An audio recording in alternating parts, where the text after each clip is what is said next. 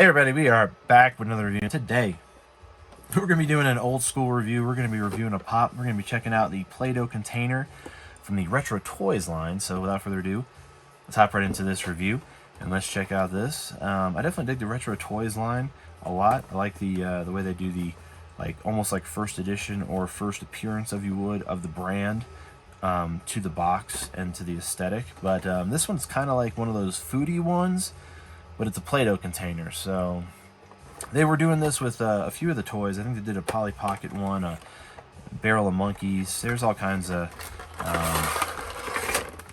ones that they're starting to come out. I think there's like a Sorry one, where it's like a Sorry game piece, but it's kind of different than the foodie.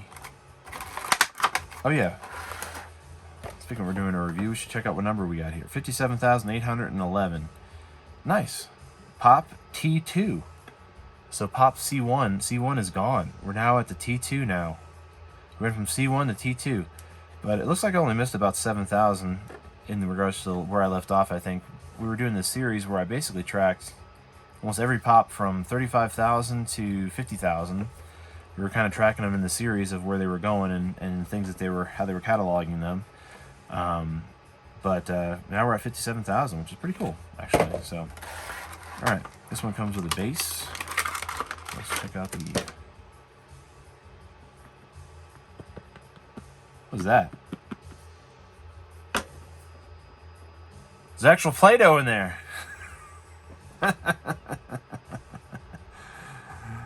That's pretty funny.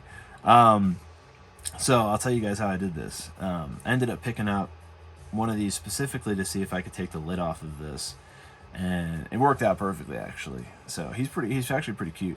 He's all vinyl, which is nice. There's no sometimes they'll do like weird plastics and stuff, but he was all vinyl, which is actually pretty nice, including both the lid and the container, which was actually what made this happen, because if it was plastic, something would have snapped.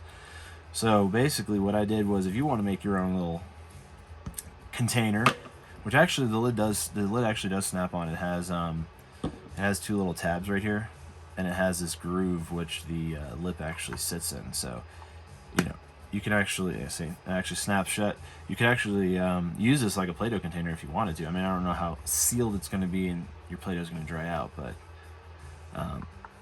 like I said, if you want to do this yourself, this is what I did basically. Is I took this Play-Doh container and I turned them upside down, and I put them in like a little plastic container that I use specifically to soak pops in. I wouldn't advise doing this in something you're going to eat out of or future eat out of, because this is going to leach out some glue and stuff from when the heat activates it, and basically the glue is going to loosen and kind of float into the water and then kind of leach into whatever the container is. So don't do this in something you're going to eat out of. Do it in something you're, specifically for something like this, like whatever.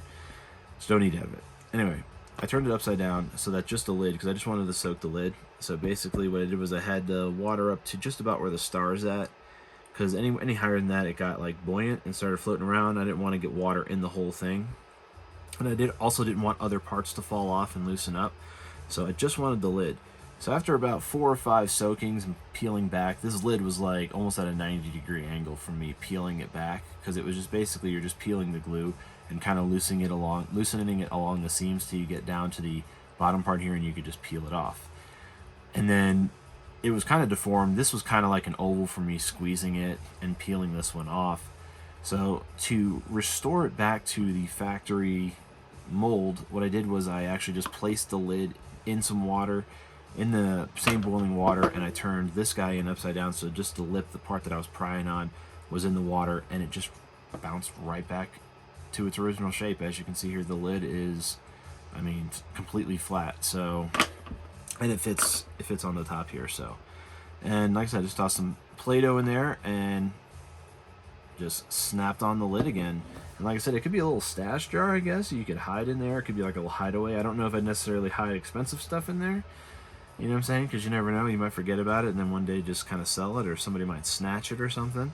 But no one would know any wiser what's in there if you did have something in there. So it's a neat little trick you could do with some of these pops. And this one, I was hoping it would do this, and it just played out perfectly. So I'm glad that it was able to just pop off like that, and there was no cutting involved. There was some glue and some residue along the lip here, which I did trim off a little bit because it was like kind of dangly and rough. But now it's just vinyl, so I'm gonna sand that a little more with my little rotary tool.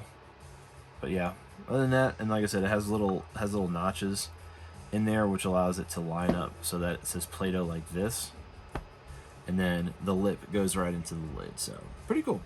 So let me know down in the comments below, what do you think of this Play-Doh container and the little mini prank putting Play-Doh actually in the container.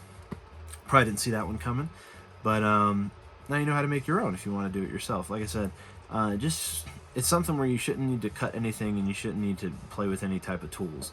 It's something where just the boiling water from a kettle or something poured into a little container that you're not eating out of or going to eat out of again, and letting this just kind of soak and do its thing, and just kind of gently peeling it up and then kind of working it back and forth. You got to keep putting it back into the water to flash it, because once it cools, it's going to need to be, softened up again, if you would. So let's toss that back in there. And it actually would be neat if they did. I'll leave it on this. It would be neat if they actually did it where Funko made them interactive like this. I mean, they did it for Triclops. His eye turns, so they can do it where Triclops' eye can turn, but they can't do it where the lid that's already designed to come off just actually comes off, and maybe just finish the inside here, where it doesn't have like that gusset at the bottom and it looks more like the outside maybe on the inside. I don't know. It'd be a neat thing for them to incorporate into their Pops. It would make them a little bit more fun, a little bit more interactive. And again, these are not for kids anyway, so it wouldn't really matter if there was like parts like this, removable parts, because kids aren't really messing with these. They can, but they're not intended for kids. I mean, they're 3 and up, but yeah. Anyway, let me know down in the comments below what you think of this Play-Doh container and the stashability of it. And if you like this video, give it a thumbs up. Want more content like this, subscribe for more, because I do reviews every single day, so look out for that. And have a great rest of your day.